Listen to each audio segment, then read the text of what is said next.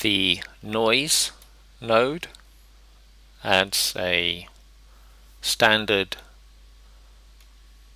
noise to your image. It's based on the Perlin noise function, and it comes in two flavors. This FBM, something Brownian motion, and turbulence. You can see the difference a little bit more clearly if you scale them down in size. There we go. It's got various values here. I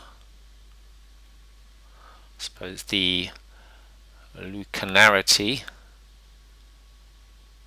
changes the busyness of that noise. Again, I suppose you could say that it changes the focus of it or the sharpness of it. And the gamma changes its tone distribution. One interesting value to play with is the Z node. That'll appear, if you animate it over time, it'll appear to move the noise. This is something we can do. If we go to frame 1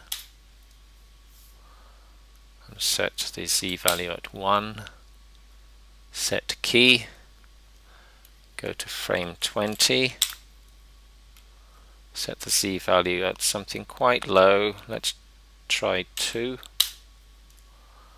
And now if we pass from one to the other,